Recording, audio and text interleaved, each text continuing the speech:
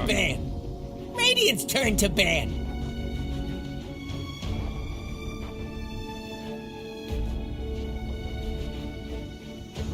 Seconds. Radiant's ban now. It's Dire's ban now.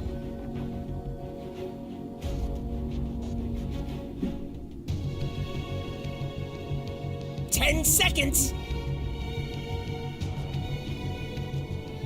5 seconds left.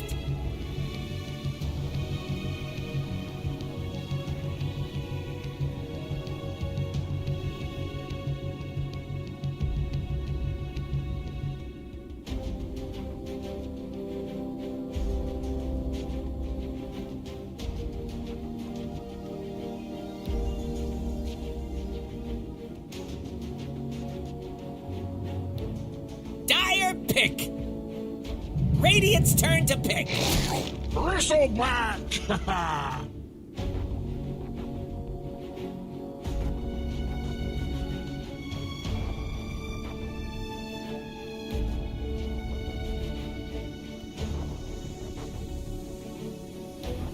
10 seconds. You only got 5 seconds. Even less now.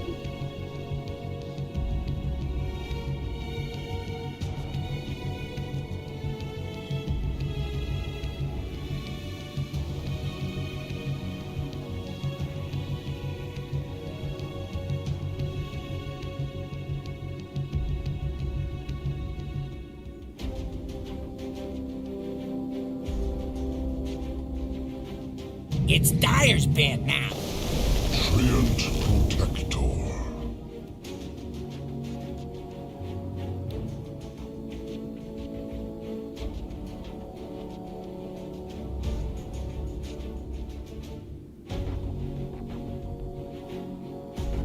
Seconds. 5 seconds left. Dire's turn to ban.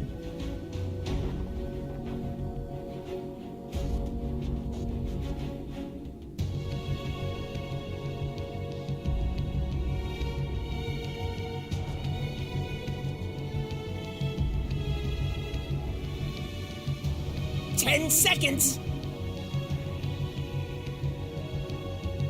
5 seconds left. Radiant's turn to ban.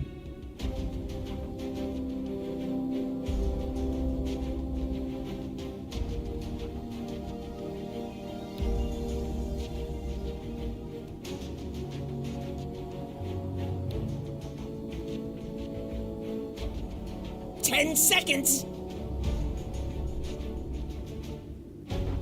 5 seconds Radiant's left. Turn to pick. Dire pick. Mereska has arrived.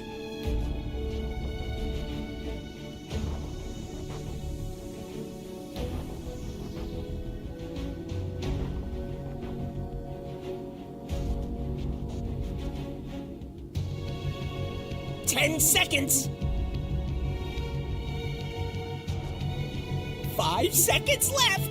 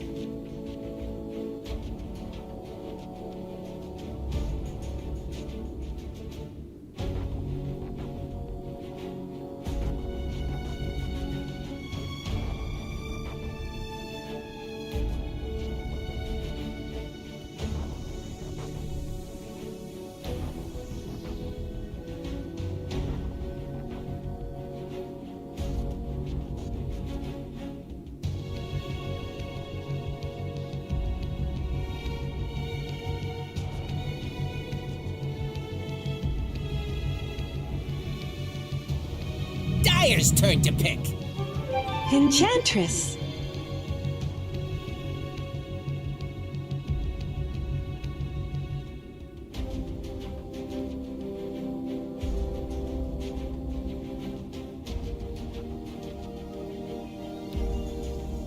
10 seconds. 5 seconds left.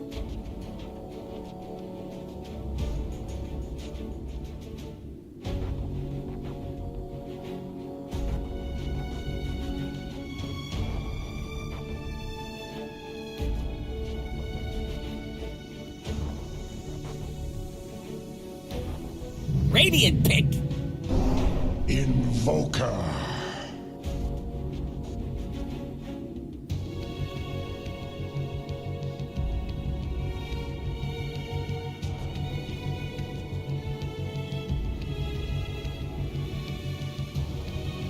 Ten seconds.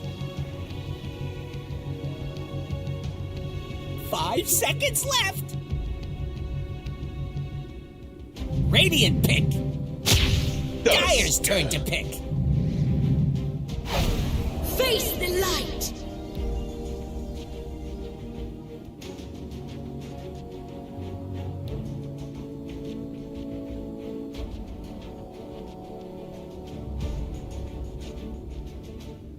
Ten seconds.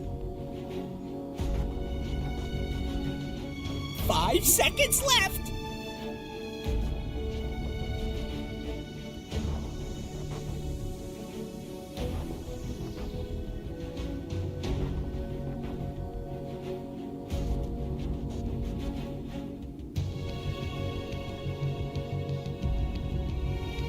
It's Dire's band now.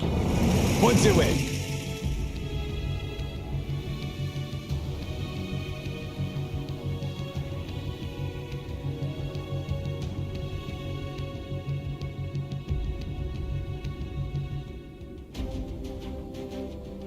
Ten seconds. 5 seconds left. It's Radiant's band now.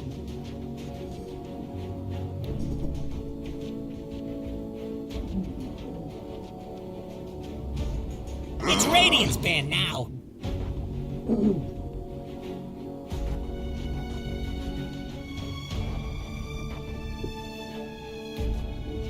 Dire's turn to ban.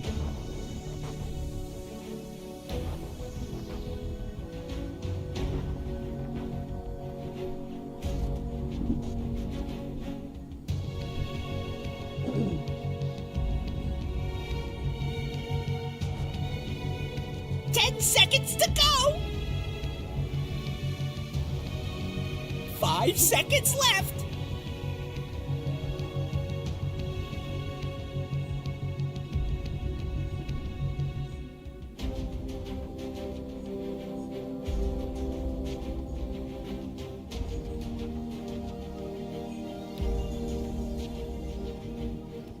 Dire pick.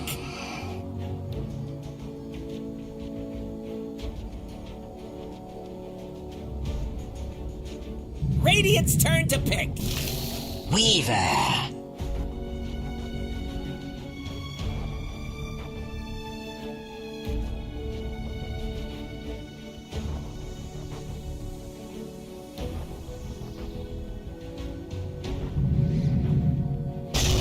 Earth Shaker. Choose your hero.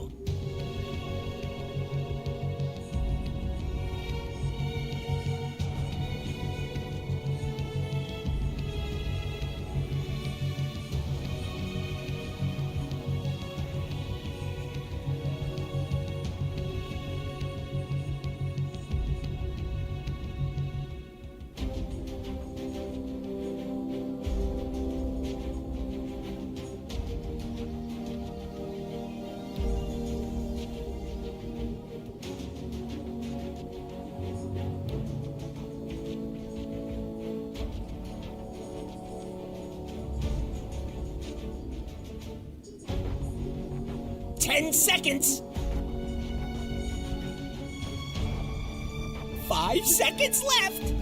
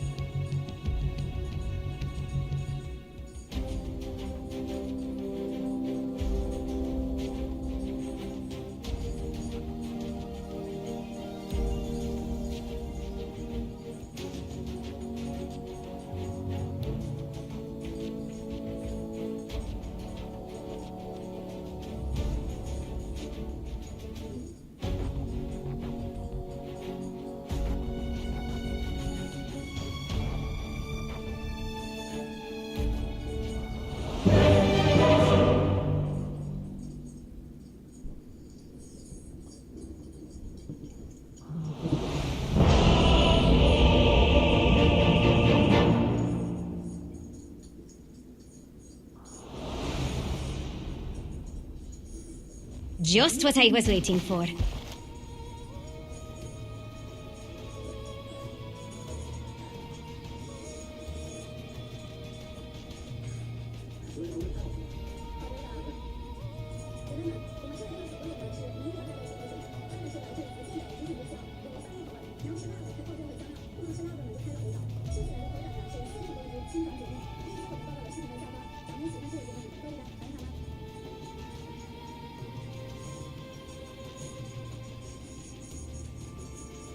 Тише, мальчик. На добрейшем.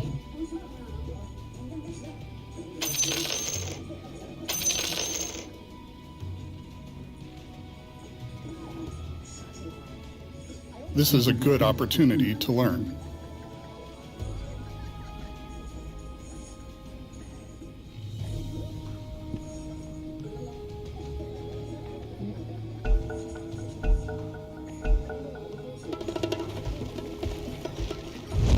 The lesson for you is never try. Just what I was waiting for. This is a good opportunity to learn.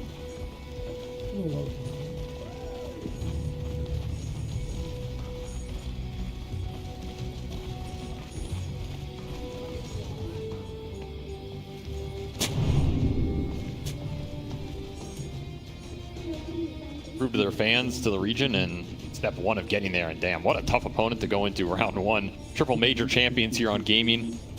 Everything that has been said about this team, I feel, has been said at this point. Now it's just prove it.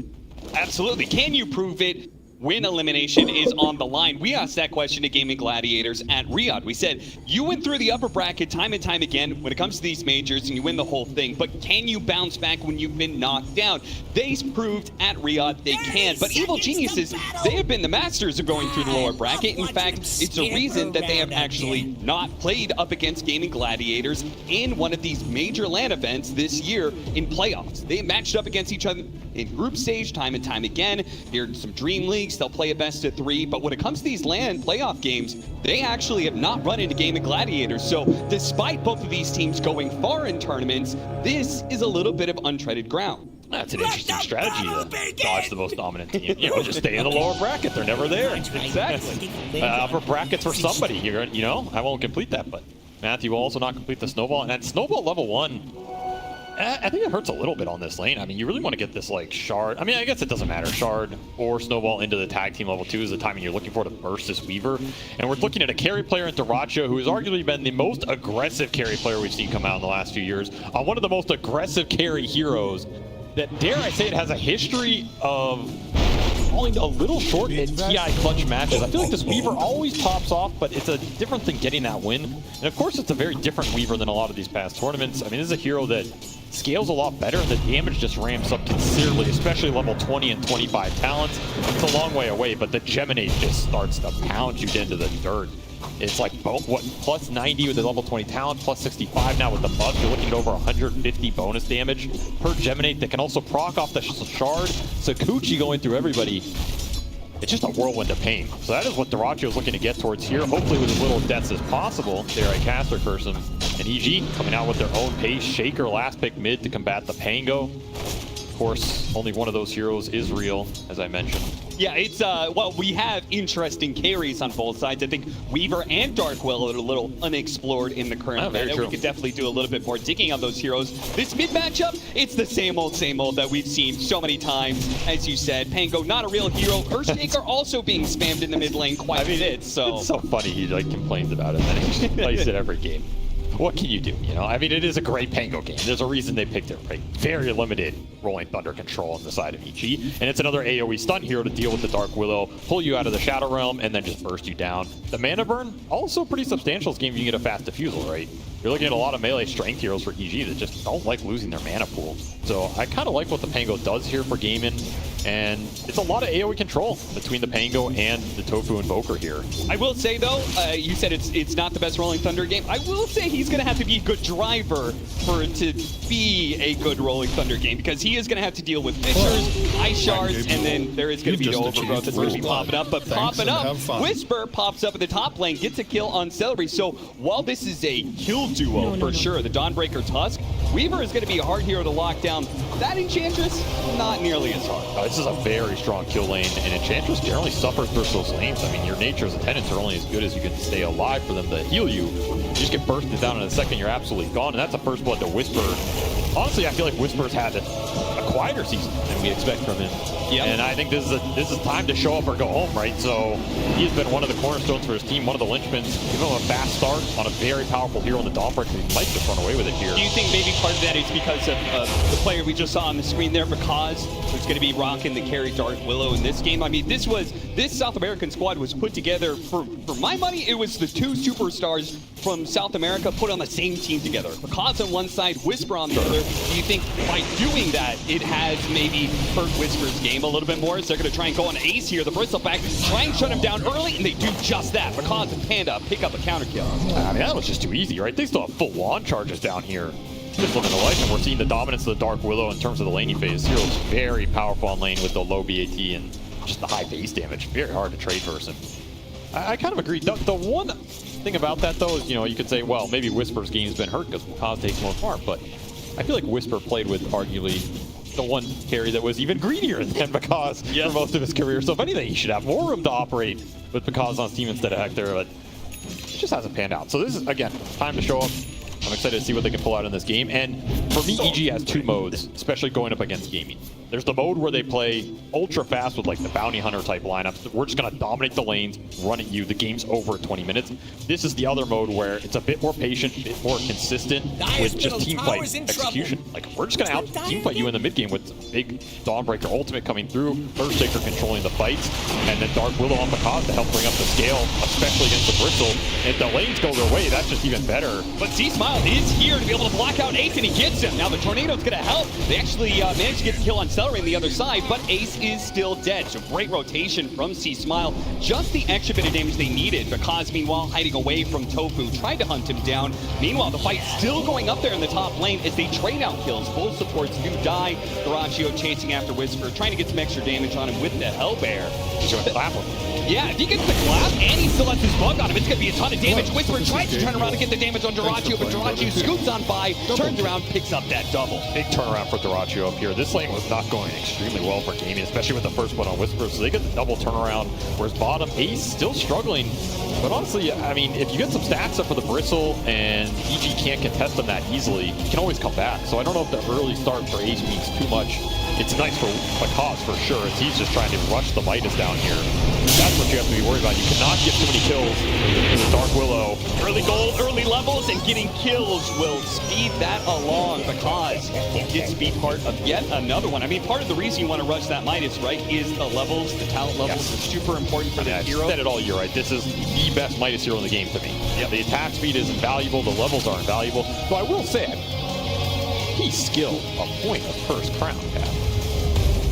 What is that? That's supposed to be levels of stats. Yeah, come on. Clearly didn't watch the last series, if anything. Maybe Because playing his own version. Maybe that's for the best. Yeah. 5-2, Evil Geniuses may have a kill lead, but they do not have a gold lead, and that is something that Gaimin Gladiators have pulled the wool over a lot of different teams in the past. The Centaur game. The backstab. Coming around from behind, Because didn't see that one coming. Not that he's going to be too punched for, maybe he will. He actually runs back into Cellar with the Wolf. This is Vanguard Bristle timing, so Gaimin are just trying to collapse with Ace, force the pressure point, and use the fact that Willow is not great in these numbers fights. Does have it on, Costin, be able to get off the Shadow Realm, but the Tornado is going to help finish him off, and Panda is here on an island now, with the creep wave pushing in. Now, like, with these kills raining in on both sides, these side lanes are getting crazy hectic. Honestly, Thoraccio on that 1-on-2, and he will get punished with the single target burst coming out. And it's a tough lane for Weaver, honestly. You mess up one Sakuchi up here, you're just gone. So Whisper's going to have a very strong start. Because gets forced off the lane. Now it's a question, do you go back to bottom here and your tower's just gone? Because is going to TP in. He wants to defend this. I mean, the tower basically paid the price off the catapult. It's just a question, can you get something in return? And just go gobble up Celery. So some more levels for Because. And it puts Gaimin in a position of, do you run back down here with the Vanguard Bristle once more to finish off this tower and kick Because out again? You can't provide another death on this Dark Willow. Yeah. There is, both teams are definitely going to be insulting this bottom lane, I think. And that kill actually puts our Tree Protector to some pretty key levels. I think, you know, you get to level 3, you have 1, 2, 0, but then after that, you can actually start getting those levels in living armor, which will help the Dark Willow, but also help protect his tower. C-Smile going to be a victim here of the first Rolling Thunder. Matthew is going to try and come in and help him out here, though what can he really do? Does he snowball, pick him up? Then they're going to be next to the tower, trade him for a Tornado EMP. The Dawnbreaker ultimate, though, it's going to come in. A little bit else, it's not enough. You're stuck inside. They block off the rest, so they're not pursued, but ultimately they do still lose their mid laner despite heavy rotations and an ultimate use from Whisper. That was a lot of resources on this dual off lane that yielded nothing here. They're going to bring Panda into mid on the bottom wall. Matthew's just going to die to Dyrachyo top. Pretty much a disaster in mid for EG here. This is not going well. Matthew will make him reach for it, but ultimately they do still get that kill. 7-5 as Gaimin Gladiators fight a 6th kill. Back to back to back. They are just running over Evil Geniuses in this middle area. Panda will be able to get away to the trees, thankfully, and heal himself up a little bit, but this was the alternative to making that second move bottom. Just let Ace clean it up on his own because all the skirmishing mid brings the supports, and this is just the more efficient way to do it, right? Now they're going to try and cut off Bakaz. Quinn on the hunt, but didn't quite spot the Dark Willow due to the part it's nighttime. And this is where Dark Willow suffers. If you lose your tower fast, you get forced to the jungle. Now they see him underneath the ward, but he is caught inside the brambles. Quinn's going to take a lot of damage here. And is going to pursue, but Bakaz cannot afford another death, and that leaves Panda alone. Threatening to terrorize, ultimately doesn't throw it out. Cannot save Panda, cannot save their tower, and C-Smile's rotation may only net them this support kill. They're going to be able to get him with the dust, but now the Rolling Thunder is going to be troublesome. Bouncing back off the cliff, C-Smile trying to get a cliff push off, does manage to get that. They have to chase away Ace though. That damage was beginning to build up from the Quills. So, Terrorize put to use, Gaimin Gladiators just forcing reaction. I mean, what's happening top? Getting so much, they're going to get a tower out of this. They have to get kills off this. They cannot afford to be losing towers for nothing. They will punish Celery, and they get Dyrachyo next. No way, he still has ult up. Skelly Boy's just doing the work here while everybody's distracted. Quick bottle refill into mid. The efficiency in this early game is really nice for Gaimin right now as they're picking up the pace. And again, just straight to C-Smile. He just can't solidify the map right now. No, they are constantly scrambling to try and save somebody. And not quite enough. And Quinn should have played more. And now he's going to be nailed by that Solar Guardian. He's going to be changed on. Goodbye. 10 minutes in, finally Evil Geniuses get a little something to work with, though the damage is done already. They have a Treant Protector, and they've lost both their side lane towers. It's a big misstep, right? When you're rolling these early games like this, it's all about momentum, especially based on the supports around your mid hero. That's a big swing. It gives some breathing room for EG in what was turning just to be a rout on that laning phase. And what I was mentioning is, for Bakaz, when there's this much early tower pressure, Dark Willow's not a hero who wants to be forced into the jungle super early, right? You don't have some crazy farm spell in Glaives or Sven Cleave or something. You want your hand of Midas. Yeah, and right? then you're okay or you getting can go there. jungle. But it's a slow hero, and I think this Bristle pick, exploiting the fact that you have Enchantress to back it up, so you're pressuring both tier 1s on equal sides of the map. It's not a situation Bakaz can respond accordingly to, whereas Dyrachyo, he's going to be happy to join all these fights on Weaverman. He comes in, he throws a bug out, you have good minus armor synergy. Nailed him. And that's one great thing about the Dark Willow. Later on, might have a harder time being able to kill Celery with the Untouchable, but early on, you've got this Bedlam that'll get you 3 kills on an Enchantress every time. Maybe support on support. Dark Willow's really nice against them. I do think it's a very good Dark Willow. If Bakaz can get there, he's going to wreak some havoc in the fight. The question is, can he get there? And right now, these Gaimin cores are pulling out ahead. And the thing is, if you misstep on this map once, Roshan is going to melt, right? You have Goo, you have the bug from Weaver, you have Alacrity from Evoker later on in the game. Untouchable to be able to tank the Roshan. Lucky shot. I mean, there's a lot of minus armor poke that comes through for this gaming lineup. Even just the single point in Goo that hits you, it got buffed, right? It's a lot of minus armor straight off the bat, even with the low levels here. It hurts. Bouncing around once again. Rolling Thunder will find more and more kills. Gaimin Gladiators. Now they're going to put some pressure on this mid tower. This is something Evil Genius cannot afford to give up, but can they stop it? No way. While being gone, and too many heroes here, all 5. I mean, I love the fact that Gaimin Gladiators make a move like that, right? Getting the pick off, but then just bringing all 5 and saying, go ahead, fight us. There's not a lot of zone control for PG, especially dealing with the Enchantress summons this early, and they know the Weaver can rotate. Can't keep these towers up, but that's a lot of minus value for the Treant lineup here. Treant would prefer to fight around these towers. It's not just about living armor healing them up. It's like, how does Panda get a good fight with Overgrowth, right? A lot of the way you do it is you take defensive fights around your tier 1s where the enemies dive you, and it sets up tree and spells. All 3 tier 1s gone by 12 minutes. This is looking like a classic gaming game of, we're just gonna run through the objective so fast you don't have a chance to respond. And it's Ace leading the pack, a very good sign for them as he has been the linchpin for this team's success all year, right? Yep. In fact, the Gaimin Gladiators, their run through the majors early on in the season was based around a lot of the fact they just figured out like what Ace needed to play to give them the win condition at the time. Do you feel like that changed though in the recent meta? I mean, for sure. A lot of that hero pool was summons heroes, it was aura builders, it was things like the Underlord that he was almost undefeated on. I mean, where are any of those heroes now, right? They're gone. So you have to kind of adapt, pull these new heroes in and make them work for you. We're starting to see it with things like the Primal Beast and the Bristleback. That is something Gaimin have had to adjust. It changes a lot of your itemization across the board. He will go for a quick kickoff here on the support. Killing of course. And that is a big swing there from Whisper. It always surprised me how much damage that does, but he does have a 1-4-4 build, so very much focused on being able to throw out that damage. You need to go for an early game Blade Mail, start working towards Echo Saber, BKB. Blink Dagger, though, finally up for Evil Geniuses, and this is where we could see Evil Geniuses do more than just find a single hero pickoff. Got their team fight hero online with the Blink Dagger. They're going to smoke up almost immediately with 3 heroes. It's a decent time to fight if you didn't have the shield rune on Quinn right now, who just finished Diffusal, because Ace is clearing through the Ancient stack. So he's kind of taking the defensive orientation on the map. You get these towers down and they go back to your side of the map. It does give space to GG. Can they find have anything? vision of Duratio right now. He's sitting underneath both a ward and a sentry. I mean, this is the dream. Shikuchis. This is the perfect. Oh, Echo him on the stack. stack. Geniuses. Yeah, they're just gonna catch him with the Echo. Doesn't have to be on the stack as long as they get him stunned right now. Mid-Shikuchi, chain that stun and finish him off. Evil Geniuses. Blink Dagger reveal nets them a very big pickoff on the enemy carry. Pretty much what C-Smile wanted with this Blink.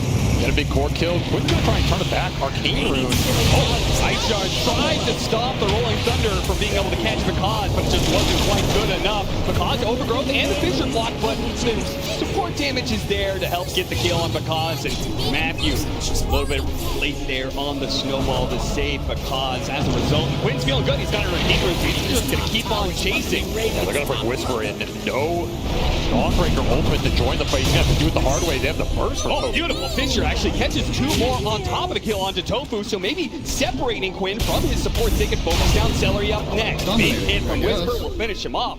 Dominating for Whisper. Yeah, you were right, Avery. Now's the time for Whisper to pop off, and he is doing it right when his team needs him most. 5-1-3 in 15 minutes. He's got to lead the fights. He's the one hero for EG having a tremendous game here, and it's going to be catch-up duty for Because with this Midas. Smile also had a very slow early game, but of course these are heroes that you kind of expect to be behind in this game for EG, right? Versus Enchantress with the start that Bristle had, maybe the lanes go a little better for you, but the objectives, there's just no easy way to defend it. So you're going to play with less map, you're going to play from behind, but you can take those types of fights with this lineup that has a lot of turnaround, and that's something Gaimin are going to have to think about. That exact type of fight bottom, how far do you extend into Overgrowth, cut snowball and shards, fissure block? This skill would be massive if they can get it. He's used the swashbuckle. There goes his mobility, and there goes his health pool. Yeah. Got it in an instant. That is what EG are looking for right now, and you can't split up too much of your gaming. You own a lot of the map. Can you be this greedy on it, right? That's the big question. At least before big defensive items come out. I mean, Ace, probably a hard target to go on, but even then, that's what this Tusk pick is designed to do with Max Tag Team. Give you the physical threat. Prevent Ace from just controlling all of the map. And Ace is about to, like, with his Aghanim Scepter now complete, and then I feel like once you get the Shard, that completes the sort of run at you territory. It's very hard to turn around and kill this hero, and he can chase you down pretty easily by leading with that Shard. Tons of burst damage to follow it up. So Gaimin Gladiators could definitely, you know, solidify things a little bit more by playing with Ace. But Evil Geniuses, I'm sure, they're well prepared for that kind of action. And the front line's going to be important for Gaimin because it is Ace, and it's kind of only Ace. You don't want the Pangolier getting jumped first in the fight, and you definitely don't want the Weaver getting jumped first, especially when Duratio just went Desolator. This is a very aggressive Weaver itemization here. Yep. It's not some early BKB, it's not more stats, it's just raw damage, more minus armor amp to go along with everything else they have too. That's the part that's super nice here, right? The physical synergy is just off the charts for EG. If it lines up on any core hero, there's not a lot of armor outside of the living armor here for EG. Dark Willow not exactly known for enemies. buffing up the physical resistance, so you're gonna melt. And You did Roshan, say. yeah, it's gonna be very fast, very early. This was a gimme, right?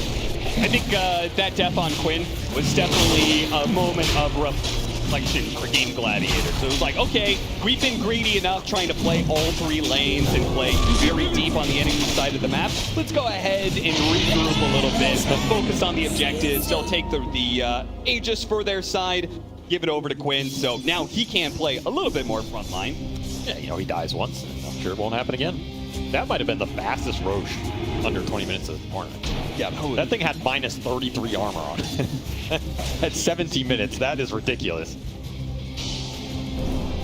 Gaimin, they're going to try and translate this Aegis into more, right? This is not a team that generally sits back with their objectives timings. They want to translate them around Ace's timings, just up the pressure, especially if they can stay on EG's side of the map without getting pickoffs. They're going to be really happy about limiting Pakaz's space, which again, he's not on one of these heroes that can shove lanes out quickly like a Sven or make up for the lack of room. At some point, you're just going to have to fight them back. Like this positioning from Gaimin Gladiators, just taking away the double ancient camps here on the left side of the map. Tower's under attack. Whisper, though, I mean, they do have this global capacity where Whisper can at least always play away from his team, so he's trying to really farm up that bottom part of the map. He's got his Echo Saber working towards the BKB. They're definitely focusing on a later game timing. The Aghanim Scepter is almost done for the Dark Willow, though. In fact, he could buy it out as soon as his courier actually gets to the secret shop, which is all dark right now for Evil Team. EG, I feel like he almost won Gaimin to run past a tier 2 or something to give you the fight setup. Panda, but they do have a stun there. Tofu reaches out, but even still, double damage on Quinn helps. Yeah, this is not a fight. Double damage Aegis. Tower is under attack. Means you're just going to give up more of the map.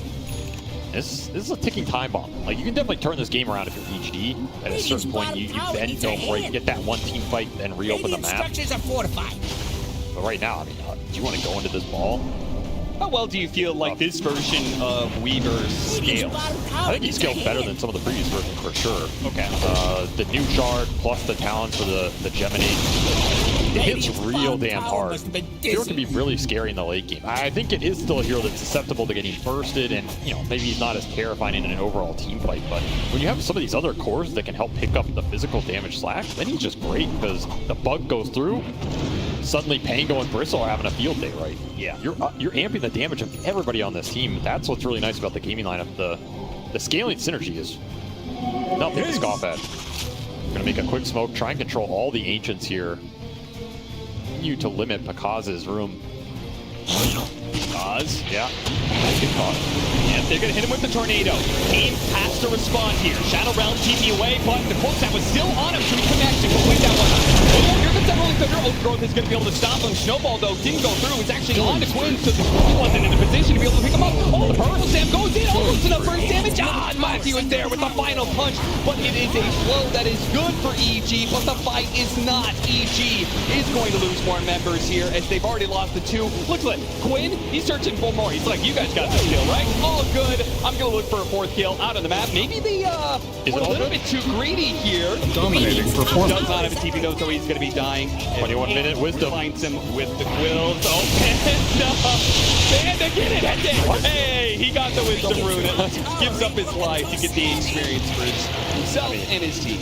I don't know how many players get that rune in that situation, but Ace gives them a little bit of a freebie. Middle tower is under attack. Speaking of freebies, one thing about this Bristleback, Tormentor is always a freebie. Solo it up here. Tower is under attack. That's going to be a nice grab. Map control paying off for Gaimin as they continue to run through these.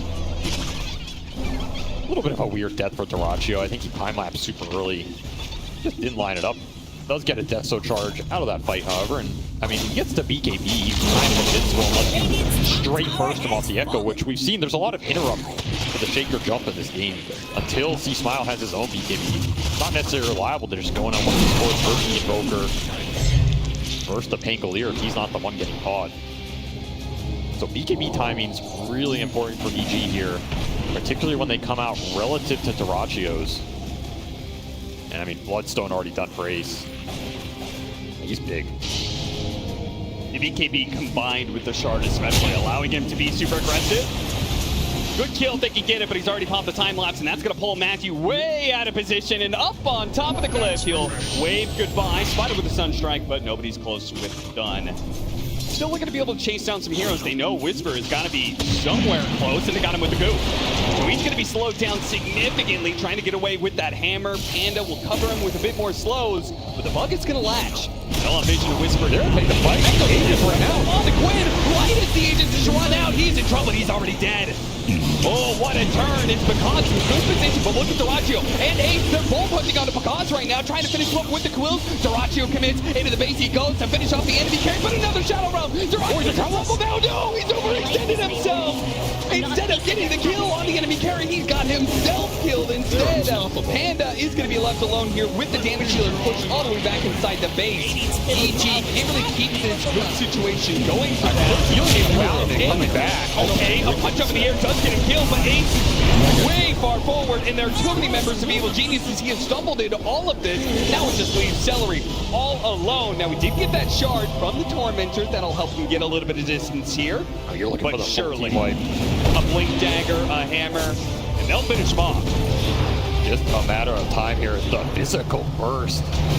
Winning EG a fight on the turnaround. I mean, they won't get the wipe, but I mean, the fight was so delayed that Gaimin Gladiators heroes were up again. I mean, they're super happy with that, especially Picaz, right? He gets the Weaver kill, doesn't even die here, and just everything on that turnaround was great because the Ace expired the second C-Smile jumps in with that Echo Slam. They had it down to a T there. As Gaimin were trying to force that fight, you can't really blame them, right? They're trying to make the most out of this duration running out. It's just the smoke on the other side. They weren't expecting it catches to. It does get disrupted by the tornado, but it doesn't matter. You have enough lockdown to follow it up. It's just about running down the supports while you can. And this Bramble into Shadow Realm coming up for Picaz is just perfect. So massive. So massive that he gets this kill. You can see how much gold he got out of that. We saw at the end, the chart, he got the most gold and most experience out of anybody in that fight. Massive win for this hard carry Willow that is only going to get stronger and stronger. I mean, I talked about the combination Duraccio on a Weaver, right?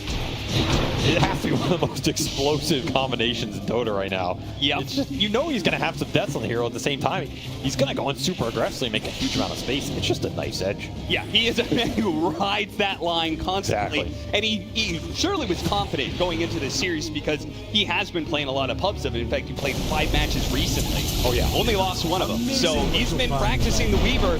Had to feel good about it going into this series, and they had a great start. They still have a big lead. Gaimin Gladiators still control this game, no doubt about it. It's just they've given a window, an opening for Evil Geniuses to now strike. They're amplifying the BKB timing, right? Now you have BKB done on Whisper and on C-Smile, and then you can push towards your next item for Picaz, which is going to be the Hurricane Pike. So these heroes on EG are tanking up, whereas that was your Bloodstone timing for Ace, and he just got melted through it.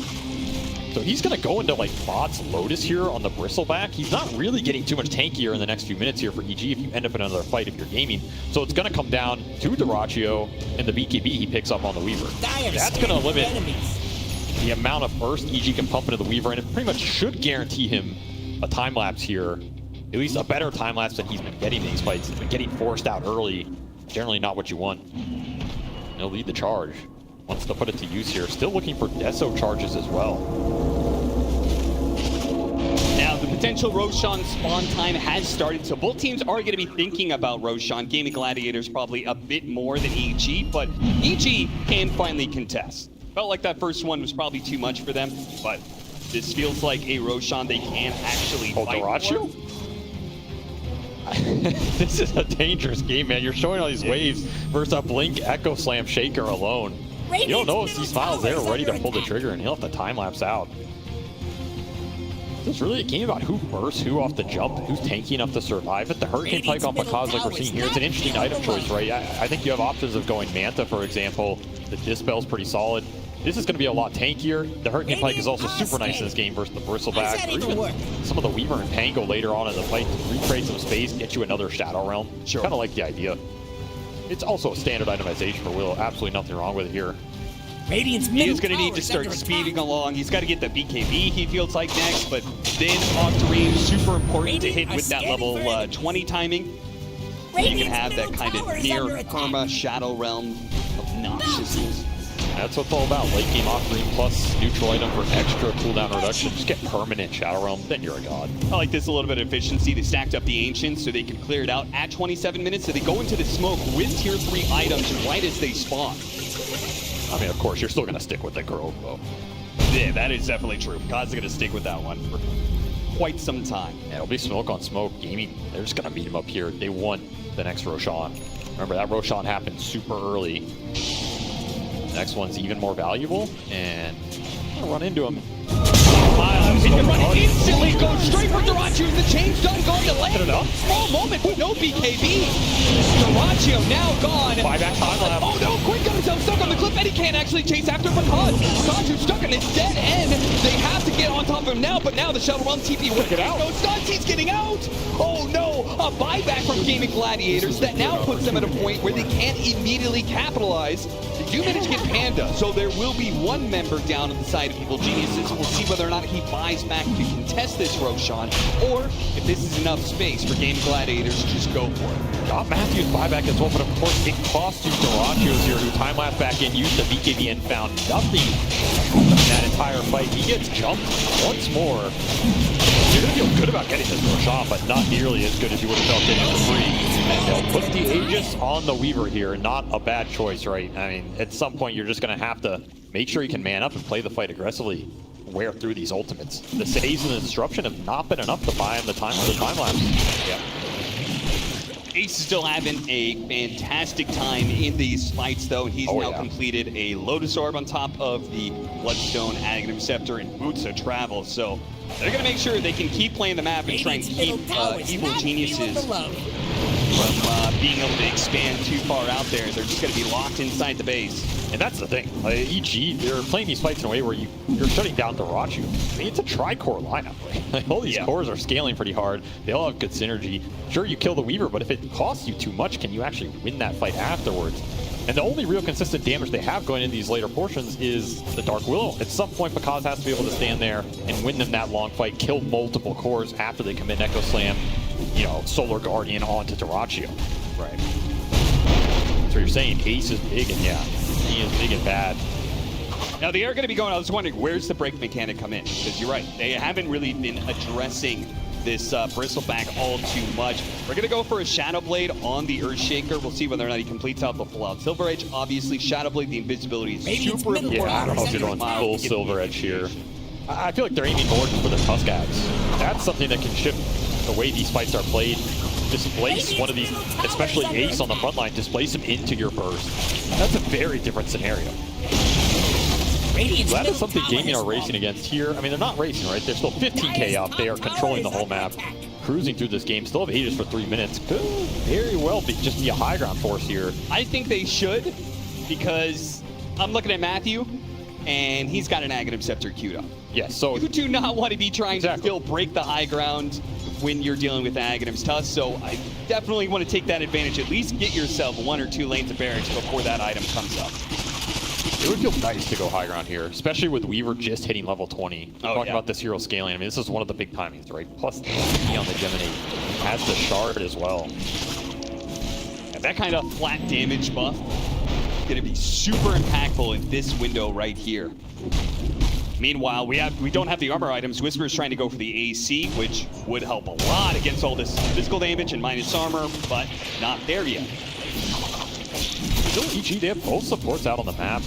Doing a decent job of holding this network even while the space is really limited. This is way better than being stuck in your base right now. And it is a tough high ground to crack. You have Husk Shard, you have Fissure that can block people off on the ramp, isolate a hero. Somebody gets bursted, then you go back and found heal. Definitely not the easiest high ground, particularly for a Weaver who, as we've seen, is pretty versatile this game. Be another solo Tormentor from Ace. And who wants it this time? Oh, they already have all of them. Nobody. Just us. Nice. What's your shard ability? You get to listen to people. Very powerful shard.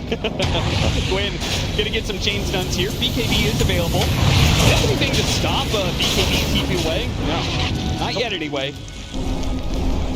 And it doesn't look like anybody, I don't see anybody going for any. Like Quinn's going Octarine, not Basher, and Versatile back is going to be going for a Kaya, so that is going to be a problem.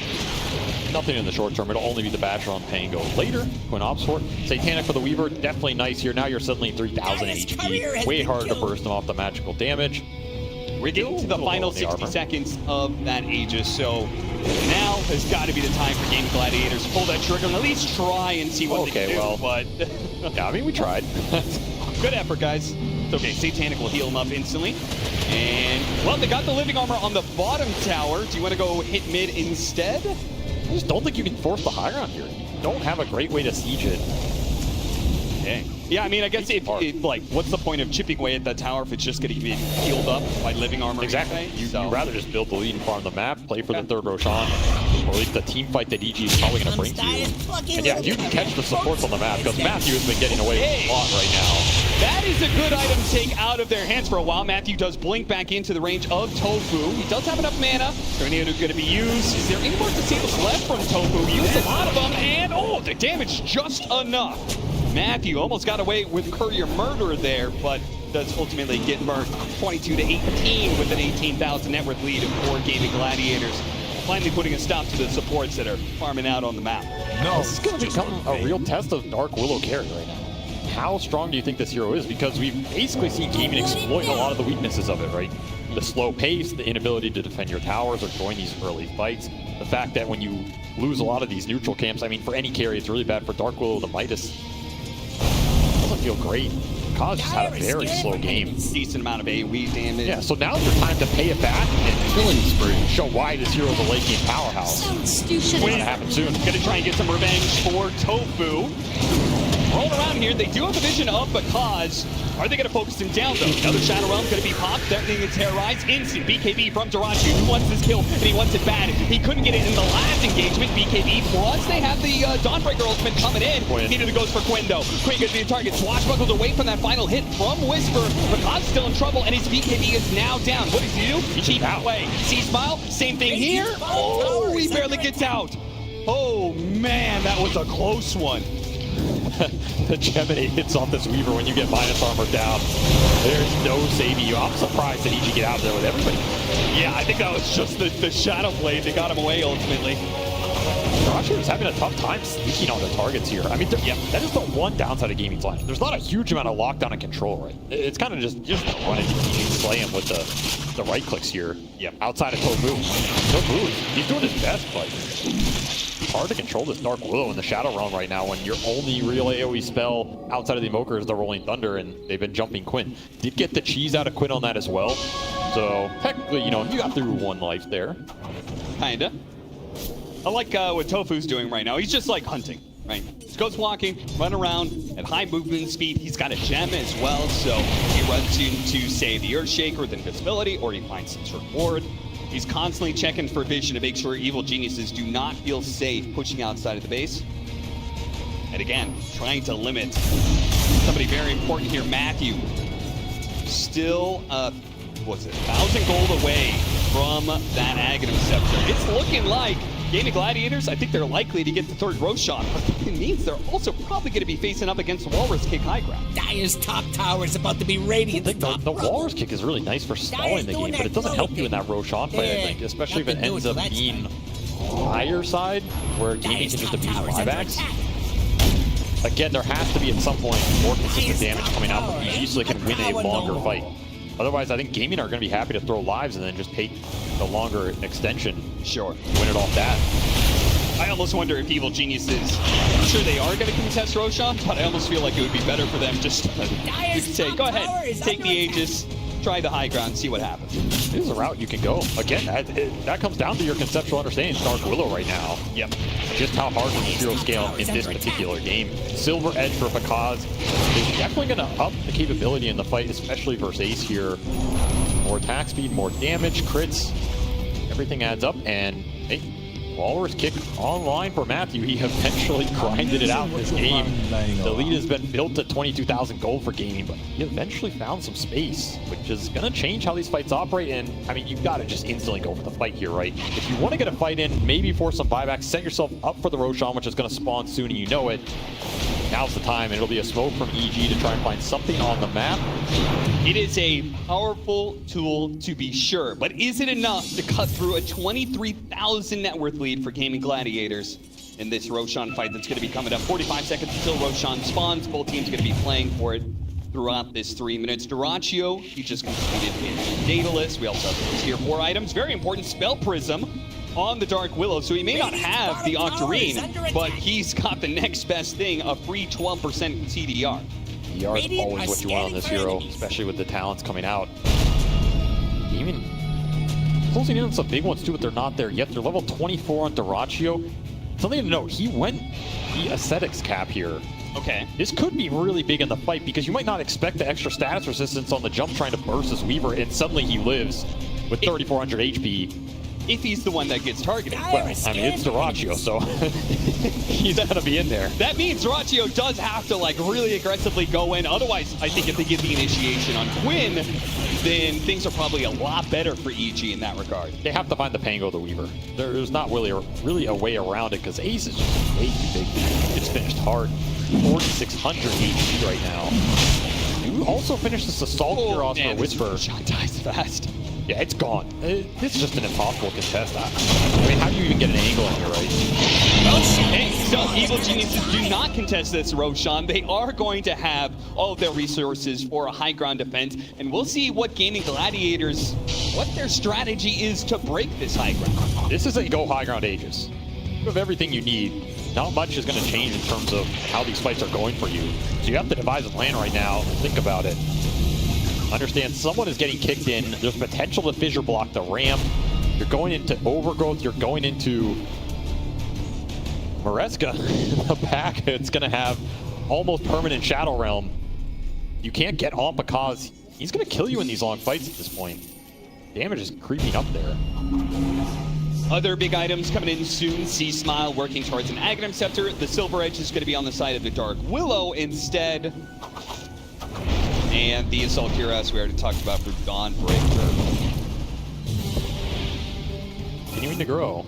I mean, is there something you see that Gaimin Gladiators want to wait for right now? Or is it they're just waiting for a better opportunity? I mean, you can wait for more items on Quinn. Tangle still has a lot of room to evolve. In a sense, you can wait for some of these level 25 talents if you really feel like they make that difference. But honestly, I don't think much changes about how the fight is going to go, right? It's just a question of, are you jumping the right heroes in EG? Do you see them? Or are you willing to just let them sit in base until you have 50k gold lead? Yeah, why not? That's what Tundra would say. Best way to siege the base is perhaps just building more war engines. There's the kickback, first one of the game. And there's a time lapse. And immediate time lapse from Duraccio, who's still playing a little forward here. I think you're happy to trade that if you're Matthew. Yeah, they're getting damage on all three of these tier 3 towers right now. They know that Evil Geniuses are strongest when there is just one lane being pushed in. There's the kickback again. Ace gonna be in some trouble. He's gonna be pulled in with the snowball. Quinn's gonna try and rescue him though with this Rolling Thunder. Ace has his loaded sword, still protecting. He's gonna run out of here. Quinn, same thing. He's gonna roll on out away from this space. How much damage is gonna be really done? Overgrowth is actually gonna be used on Quinn. It's gonna be a big trouble. Tornado comes early, standing up to save him. No, he ends up falling. Gone half health, trying to get away from Duraccio, who is tearing through these heroes right now. Snowball pickup, picks up Whisper. He's gonna be pulled out of position though. Blink away. Nice. Whisper over to the side here. Can he get back to the fountain? He's away from this one. Ace, yes, he's willed to finish him off, but he's at half health right now, deep inside the enemy base. The rest of his team though, Gaimin Gladiators focused on the objectives. Yeah, screw the heroes. These killings are a way easier target right now. You still have Aegis on Duraccio. They ate the cheese. Will you buy that from EG? Back is dead. They see the opportunity. One small second is all it takes to be able to finish off. Oh, what else? If it is it might be enough damage. It's going to fall all the way to the back, but it's not quite enough. Now the damage starts raining in. A kickback. One life down for Duraccio. It's going to come in again. It's going to try and watch him, but not quite landing. Time lapse. You see other positions, but there is Matthew on the other side. Too many stuns. Gaimin Gladiators are not able to break Evil Geniuses on the high ground. They get a tier 3 and that's it because they split the difference here, and the kickbacks are just devastating for a lineup that can't take the fight super deep. All the BKBs got wasted really early there. Man, the supports from EG doing work in these high ground holds. Their spells are so annoying between the overgrowths, the kicks, the shards, the snowball saves from Matthew, right? I mean, he is MVP in this for sure right now. He gets multiple cores out on the brink of death. Whisper lives with under 100 HP, and C-Smile lives with barely any after this impetus, down to 25. I mean, Solar just Guardian beautiful kept him team up. fighting. Yeah, this is where this team shines, right? I talked about the 2 modes that EG have. They're either going to run you over, or they're going to try and out-team fight you. That is one of the strengths of this lineup. They're showing why. It cost them some buybacks, but they are happy to trade that for a big Aegis timing, especially when all their cores stay up. I mean, ultimately, Gaimin Gladiators, they got a tier 3 out of that. That's all they got. They almost got the barracks. They were focused on the objectives. I guess they also got a buyback out of what? I think Panda. Both supports. Bought back both supports. Ended up having a buyback. So, economic damage, but it did cost you that Aegis. It cost you the cheese. You still have a refresher shard. You know, but Gaimin's not the best refresher shard. I mean, it's okay. There's nothing crazy. He did get level 25 out of that as well in the Weaver, so he's fully amped up here. But that's one of those high grounds where it's like, all right, that went pretty wrong. But the next time, what's our plan, guys? are you willing to take that next time? Like, you got 2 buybacks out of the 2. Well, that's what I'm saying. What's your plan when you do it again? Yeah. What changes? Somebody's getting kicked. I mean, the one thing they had going for them was the Lotus on Ace that reflected the snowball. Yeah. That's a nice mechanism, right? Even if you get kicked in, stall it out, and then you just go from there. Let's go ahead and take a quick listen in onto the Gaimin Gladiators side after that fight. Dire is scanning for enemies.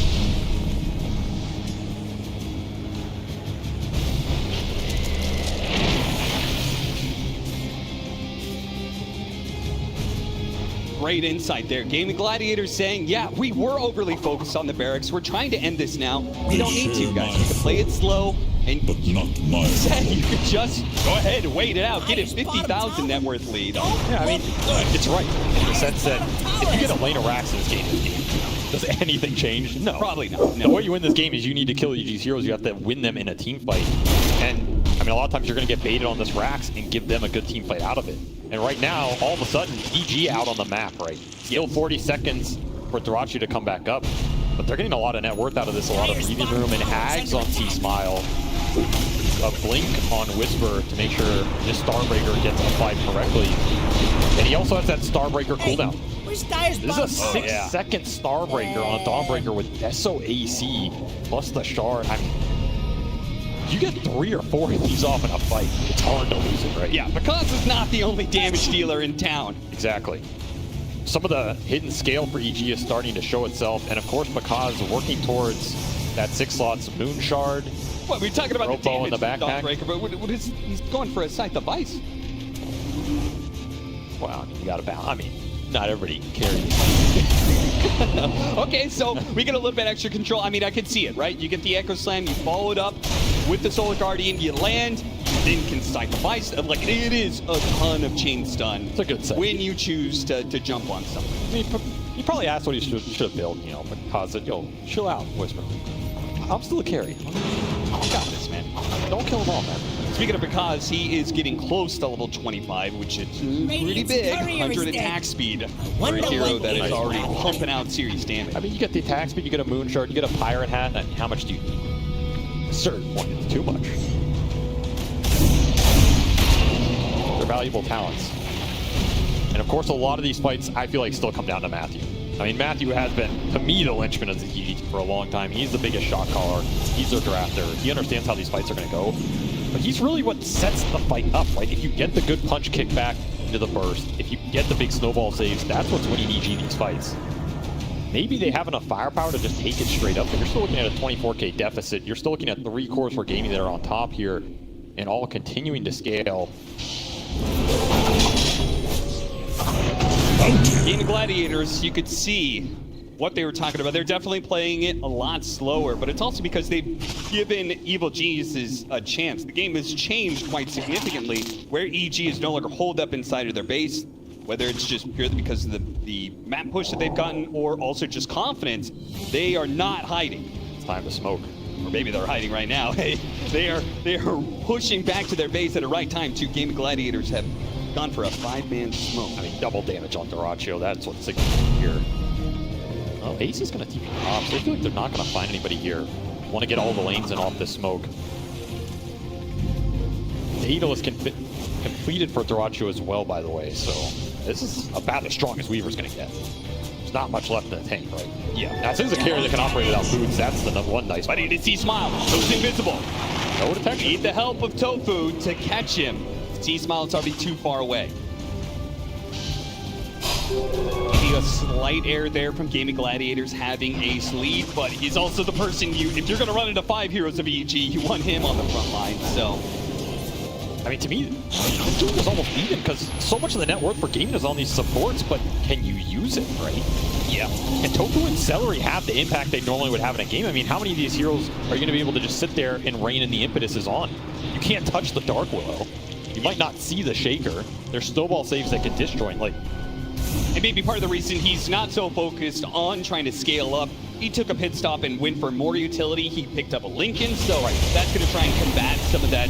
That is not a moon shard, so that tells you all you need to know. Exactly, because how many moon shards is too many on Dark Willow? 2.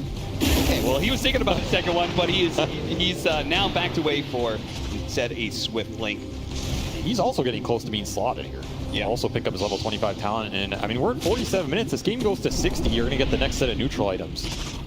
And it might go that distance because we've seen EG be very patient about holding the high grounds going in these late games, right?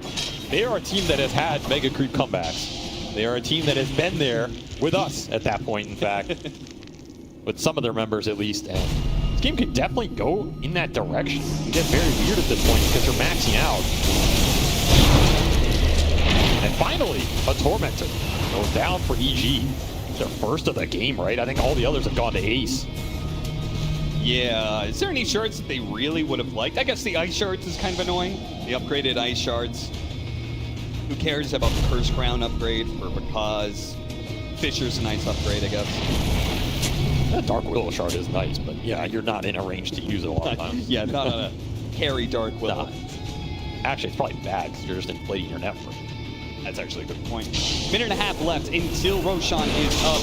Now, it could be up right now. Evil Geniuses are not in a position to play for it. Do you think they're giving this up again?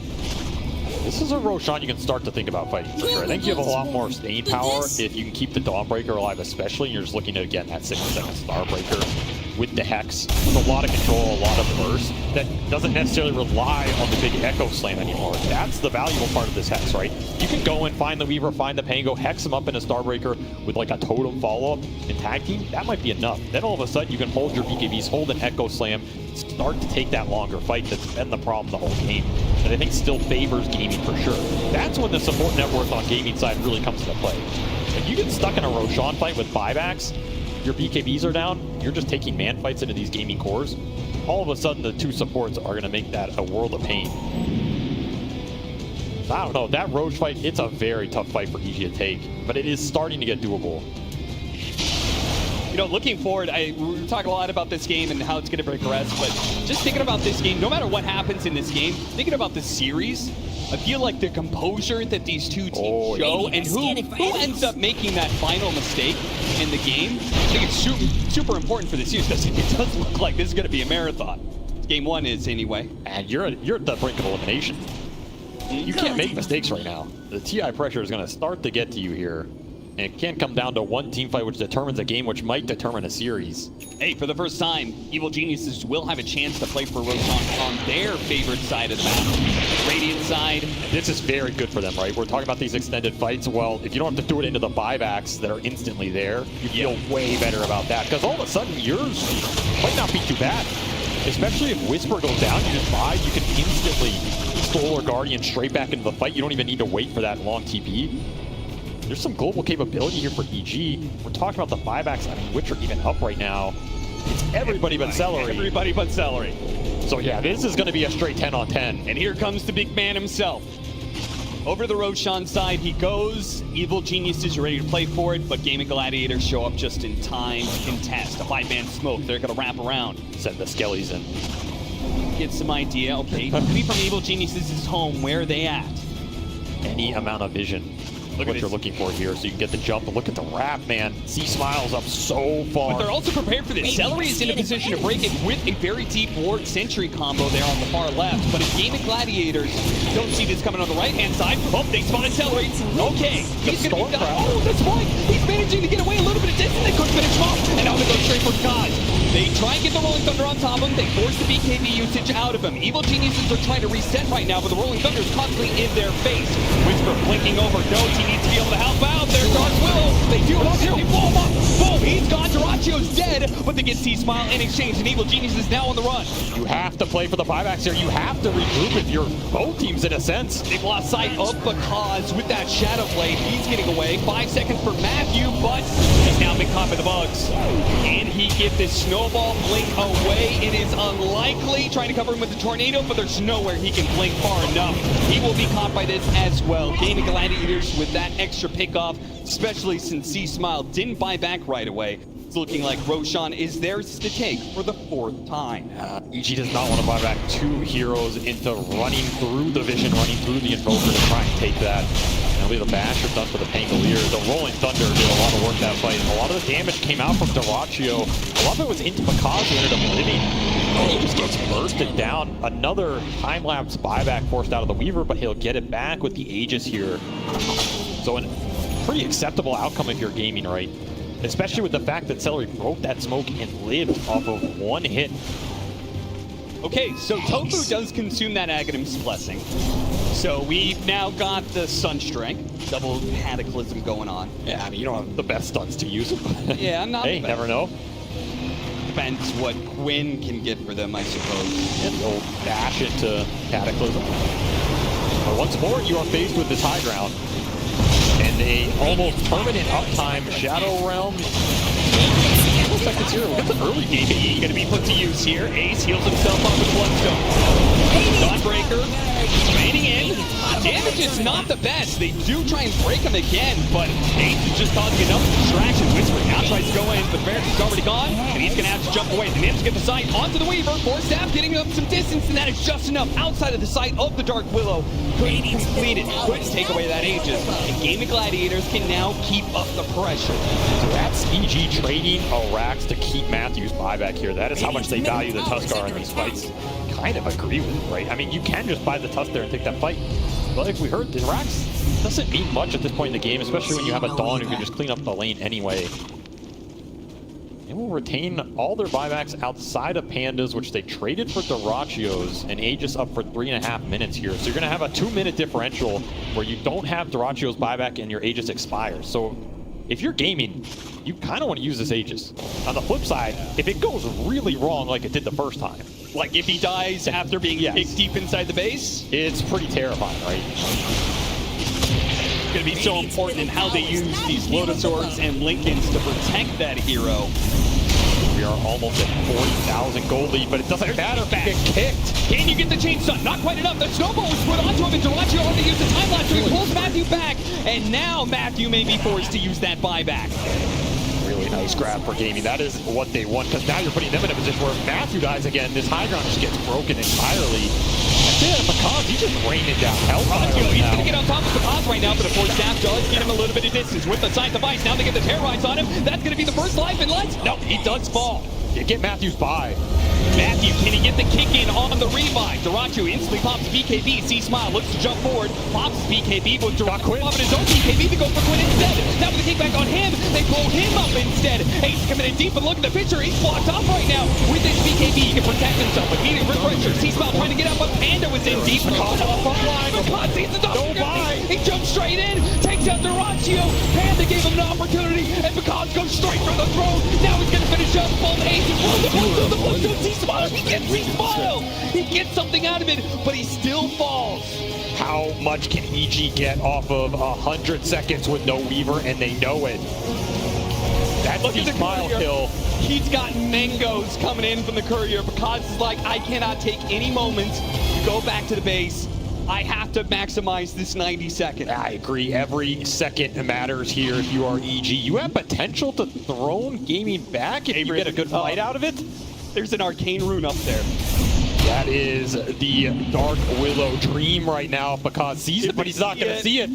A missed opportunity in the night, and they will just push down the lane. I mean, this is not an easy push either, right? Because you know the rest of the buybacks are up for Gaimin. Yeah, you can equally throw it back their way here. Natal is completed for Makaz. Blinded in now. Can eat that moon shard and finish it up. And man, he is hitting so damn hard in these fights. Nobody survives a full burst from the Shadow Realm if they're stunned for the duration of it. He's the Aghanim Scepter, now a Daedalus. Good move though. Tofu is going to be cutting the wave here. Yeah, it's gone. They have no other free. Evil Genius is not protecting their ways. A massive push coming in the bottom. It looks like they may not even be able to get a single lane of barracks out of this. Skelly Boys, meanwhile, are cleaning up a tier 3. They're going to take the tier 3 tower. Who's pushing who here? You got nothing out of that.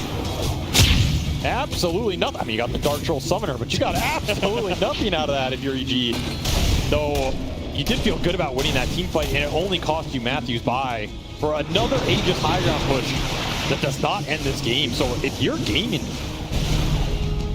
it feels like you're getting frustrated at this point, right? You have 30, 40k gold lead, you have Aegis, you have Refresher Shards, you have Cheese. You're just not getting enough out of it. Maybe you just need more Lincoln Spheres, I don't know. I mean, we've seen that before. We've seen 4 or 5 Lincolns all being put onto one hero just to try and protect against this. Just try and stop something about how these initiations are going. We do have another Lincolns on Tofu. We have a Lincolns now on Duraccio. So yeah, I guess they agree with the assessment. I mean, just start massing Lincolns here. Yep. Now, it's going to be an interesting note because that buyback cooldown is going to be up in 2 minutes. Another minute after that, and we have 60-minute items. So is Evil Geniuses going to be able to get their 60-minute items, or is Gaimin Gladiators going to be able to take control of the map like they've done for pretty much 80% of this game? It's interesting. I mean, Gaimin could try and push up and play off it. You know you don't have this Matthew buyback, so if you find the Tusk, I almost feel like that's one of the most important ones to take out here, because you're not going to find Pakaz without buyback in this game, right? It's probably just not going to happen when you play so far back. And he has so much damn gold to play with here. That's for me. Pakaz, who is 9-3-12. He was pressured pretty early, but throughout this later game, I feel like he's done a very good job in keeping it clean. Whisper even more so, 7-1-15. 1 death. Only 1 death for him, who's been going into the middle of these fights. Played this game very damn well, and a lot of these fights are also coming down to kiting Ace, making sure there's not a hero around him that heals, because Makaz will kill the Bristleback incredibly fast if there's nothing to Bloodstone heal off. That's how this matchup's supposed to work. And as much as we're setting this up as the potential of Evil Geniuses coming back, they could just slip up in the next fight and get Megas. They have to keep a constant composure in this game. It's amazing.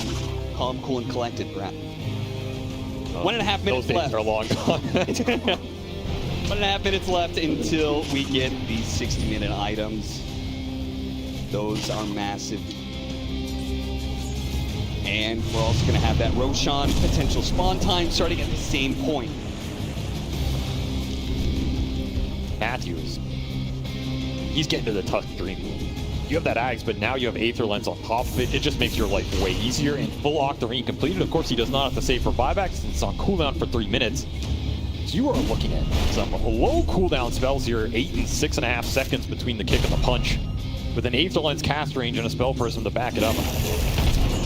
If Matthew's alive, I feel like somebody is dying on Gaimin's side. The scary part is almost the highest priority at this point. We saw in that last fight, especially with the Lincolns, like, without a buyback, he has to jump in. He has to somehow get through some of these Lincolns, get the kickback in the first place. But then even if he gets the kickback, his way to stay alive is snowballing that person. If he does it onto, say, Duraccio, we saw last time he got the time lapse off. So he has to just kind of free fall and hope that his team catches him. They have to stop Duraccio from being able to get off the time lapse. Otherwise, he's guaranteed dead. It's a risky move. I mean, that's why they prioritize that Tuskar buyback so highly. Yep, they're willing to give a lane for it. Guarantees the first initiation doesn't matter too much. Maybe that's like one of the pieces missing here for Gaimin in terms of all the itemization is a Hex of their own. Just something to give them the chance at the instant Hex on a Blinken. Like, you never know, right? He can mess up the snowball cast, doesn't hit it exactly on time. You have a chance, especially with Invoker being invis all the time. But outside of that, yeah, I mean, you're just maxing it out here. Ex Machina for Duraccio. I mean, take your pick right now, right? But double everything, never bad, and another DD rune to boot. So we are getting into the ultra late game here. 60-minute items. We'll see what they opt for. Cataclysm gonna give him some reveal. It's gonna spot Panda, who, with being on disc, is gonna try and walk away. Blink out, but he's gonna be lucky to survive, and he will not. Yeah, but if you're gonna die on a part of the map, that's where you want to do it. That's true. And this will create that space for EG to farm some neutral items. Yeah, they're getting something out of it. They got the Pirate Hat on the Dark Willow. They got that massive attack. They got the Stygian Desolator on the Dawnbreaker, which is probably the best item for him as well. That is a really nice pickup for Whisper here. So funny. I see Panda swap out his neutral item. I'm like, oh, what he did? Oh, no, he's just swapping in his Philly Stone. 61 minutes into the game. Need an extra 90 GPM while he's dead. Another, wait, whoa. He actually went for another Stygian Desolator. See, Smile wants to start pumping out some single target damage. I mean, it makes sense, right? They aren't always going on the same target here, and their individual physical burst means a lot when they're going on these big core targets, especially at the end of these fights. You're cleaning up a Bristleback, you're cleaning up a Weaver. Makes sense to me. These are some nice items for EG. For Gaimin, you've got to match it. Ace is deciding what he wants. Still thinking about it. It's just Mirror Shield on Celery. You know, it's okay. Ex Machina for Duracho is definitely the big one here. I almost wonder, I wonder if Ace, if he has Mirror Shield as an option, maybe you put him in the front to start hitting some of these buildings. The problem is he just starts getting Shadow Realm. Yeah, that's true. That's the problem. They don't have a hero that kills the building fast enough before Macaw starts wearing you down. Well, he is going to be cruising now. Force boots picked up on him. Okay, so they're just going for the economic advantage, right? Double force boots between Ace and Quinn here means you free up the boot slots. Yeah, exactly. Get another item. Put that gold lead to use. Quick reveal. I mean, we haven't seen any combos of the Cataclysm, but it has done a great job of revealing Evil Geniuses that you can actually get outside of the base. And it's going to be yet another Roshan. Who's the 5th Roshan of the game for Gaimin Gladiators? It'll be an Ag Scepter. I mean, who at this point? Yeah, I'm not sure if Duracho ever wants to give a time lapse to anybody else. Nobody wants it. The rare game. I mean, tough food. You already got one, man. I'm not sure if Celery wants little friends to play the game. Oh, they're gonna give it to Quinn so he can eat his own. I need to sell it back. So, more economic advantage here. Is there enough gold in the world for Gaimin Gladiators to break the seemingly unbreakable Evil Geniuses? I mean, not really. That's the thing. This game is getting capped. Yeah. There's just not that much left to spend on. Yeah, the biggest thing was like, okay, we can make some minor tweaks, right? It's like 5% here. Yeah, exactly.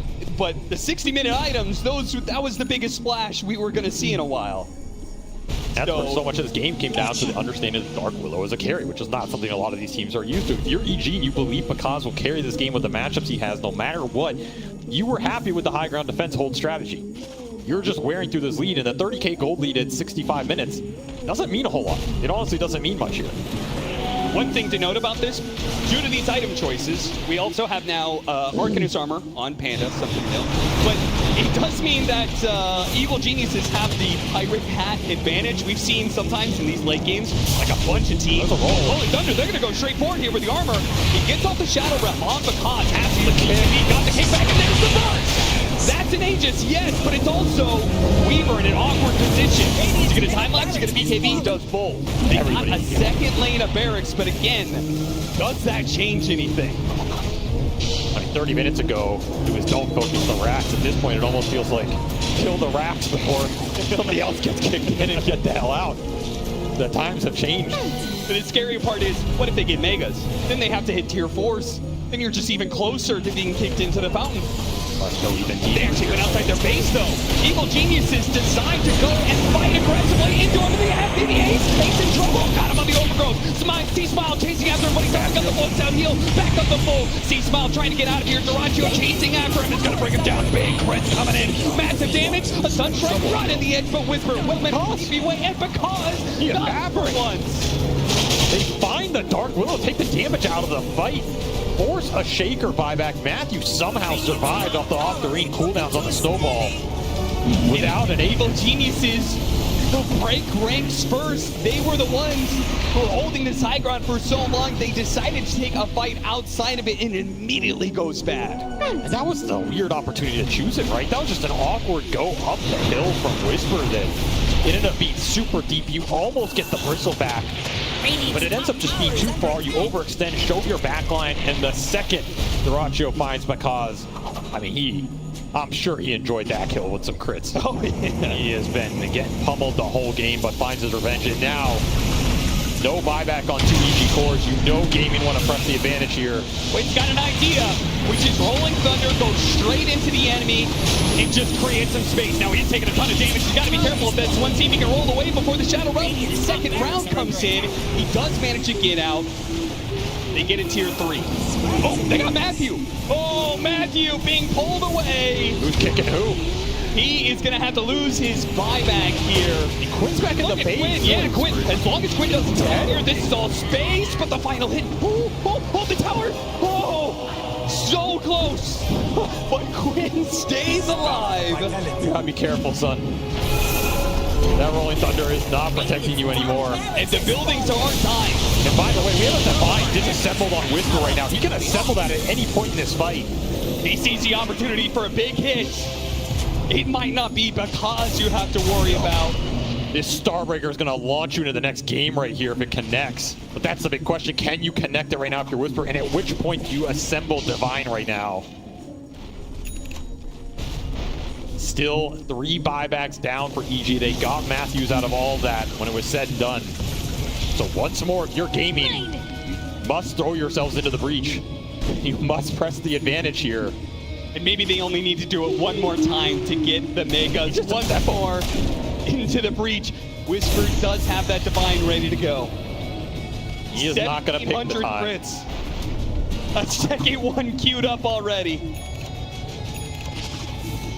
Surprised that Gaimin are giving him the breather and waiting. Okay, there's the Hex on Tofu. So that is the big item I was thinking was going to come out earlier. This is really nice because Tofu can basically be ghost walked on the back end of a fight or whatever and instantly catch up Lincoln off one of these cores if you don't preemptively PKB. Especially even in the longer fights, it's huge for locking down Makaz out of a Shadow Realm. You've got 2 seconds to find him between. If he's fast enough, what if he catches Matthew on the Blinken? Yeah, that's what I'm saying. It could absolutely turn these fights, especially when there's no buybacks on EG's side. This is them being pushed to the limit here in game 1. Another Rolling Thunder. Here it comes. The initiation. What is EG going to be able to do about this? Their building is going to be hit. There doesn't seem to be much they can do to stop it. Panda's going to jump in with the overgrowth, trying to slow this down with the Glyph also being used. Terrorize trying to push him away with the BKBs. Gaimin Gladiators committed to getting the Megas. But can they get out now? C-Smile makes a jump in. Not quite enough to finish off Tofu, but here comes Whisper. Looks to finish him off. Oh no, Momo. Don't bounce back. That's keeping Tofu alive. Well, the first Divine Ranger is in trouble and he gets burst down by Duraccio. Divine on the deck because now fighting to keep them in the game as Evil Geniuses are going to be limping along here. A massive network deficit. Vegas, oh, C-Smile. Round 2. It's an opportunity. The Hex doesn't save him. No. The God puts him down, but Whisper will fall for a second time. 3 dead with no buybacks. Make that a 4th. Panda can buy back, but it's Panda and Makaz, the P-Duel against Gaimin Gladiators as a full 5 stack. And the tip from Duraccio, it may have had me early, but in the ultra late, there can only be one. Double Hex from the Gaimin supports just broke that high ground fight. And now you have a Divine on Celery. The true carry has Look at him. He is doing the most damage. Duraccio, they just lean into the building. That is going to be it. Evil Geniuses will call it 69 minutes. What a nice game, but Gaimin Gladiators will close it out and get a game 1 victory. Oh man, going into game 2.